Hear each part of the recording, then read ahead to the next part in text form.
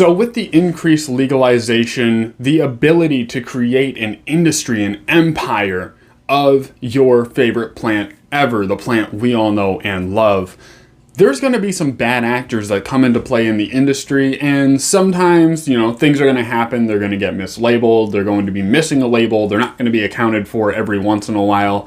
You might get a fine. You might get inspected. You might get your license restricted for a couple of years, things like that. But how bad do you have to mess up to lose your license for life?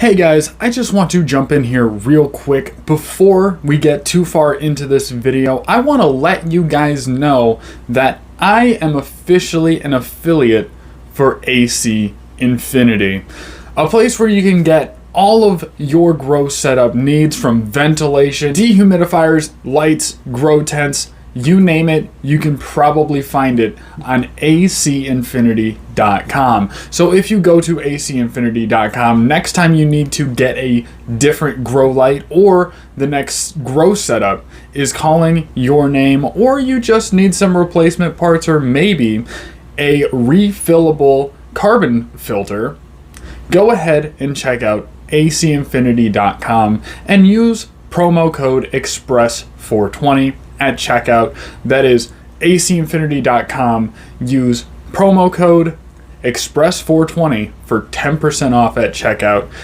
Thank you guys very much. Before getting into this video, I want to let you guys know that I'm affiliated with seedsmanseeds.com. Yes, you can finally use a referral link down in the description below to get yourself some of the most top-notch genetics in the business. And I'm not going to show their website. We all know what they sell there.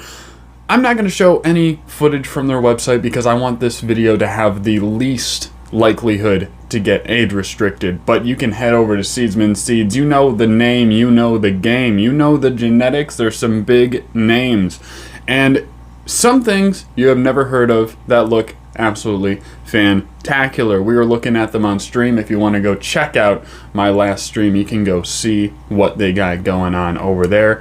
But you can use the link in the description below, assuming YouTube doesn't absolutely obliterate this video for it being there. And you can go get a discount on some seeds and help out the channel. It would really mean a lot to me, and it would really mean a lot to your garden that you are putting good genetics in to get great product out. Thank you to Seedsman Seeds for being generous enough to give me an affiliate link. And back to the video. Never be able to get your license again. We're going to talk about it because it happened in my state, in my home state. So we're going to talk about it. We're going to find out how bad do you have to mess up in the industry to lose your license forever. Let's get into it. We're talking about Hazel Park marijuana processor, Flavor Galaxy. So this place was shut down. They were doing some sketchy shit. We're going to get right into it. But what exactly did they do? How bad did they mess up? What did they mess up? And how long has it been going on? So those are a couple questions I'm sure you have. Let's just kind of talk about what they did. So they were shut down after multiple counts of use of illegal product, illicit product that was not accounted for, product that was not supposed to be involved in the business. They were actually shilling in the underground black market or gray market cannabis that then they were selling on the shelves, not going through testing, not growing in a proper facility most likely. The Cannabis Regulatory Agency, the CRA, actually investigated these guys. They reached an agreement to shut down the Flavor Galaxy and the owners from having, these are names. And owners Hannah and Jacqueline Sheena, which they gave them the same last name, so I imagine they were a married couple going in on a business venture. So kudos to them, but they also suck ass at business. So also, this is all alleged, by the way. This is all innocent until proven guilty. They did get their license taken away, so they kind of have been punished, but I just want to put that in the video. And also, this is extremely biased because I do not like these people based on what I read. So I want to put that out there. This is not an unbiased news article. This is very much me hating on these people, just to get that clear. Just so you understand, I'm not trying to skew your view with mine, because you can like these people. I don't give a fuck. They might be fantastic people outside of business, but they can't do it. So 2 formal complaints were filed. It started with mainly 2 complaints. But these complaints, they had some fucking baggage. All right, they had to throw a lot of their stuff on stowaway to get to this destination. They had untagged products and improper inventory records. So they didn't even know what they had. They didn't keep good records. They lost a lot of stuff in translation. They had misleading labeling. So things like flavor profiles, terpenes, THC, just completely misleading the customer as to what they're getting, possibly naming something that wasn't what it even was named when it was a seed, just completely fucking with people. Failures of safety testing and packaging. So they're not doing safe testing. They're not testing if the product is even safe for consumption. They're not putting it in safe packaging. Possibly they did not have child-proof packaging, or maybe the packaging was hazardous in one way or another. Small parts, that kind of thing. I have no idea.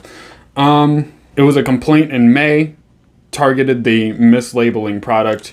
And Amnesia Watermelon Freeze Pre-Roll was labeled as being infused with cannabis distillate, when in fact it was simply shake that they sprayed,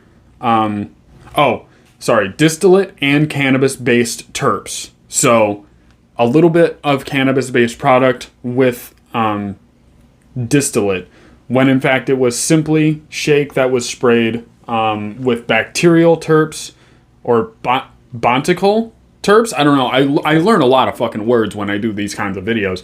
Bontical terps that are not even terpenes, a product by the FDA.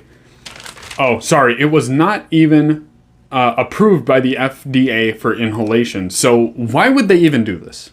Why would they risk poisoning their patients for a product that isn't even approved by the FDA when they're supposed to be targeting creating one of the healthiest medicines on earth? I don't understand. It makes no sense to me, but I'm not in the business formally. So more than 500 untagged vape containers. Just vape containers.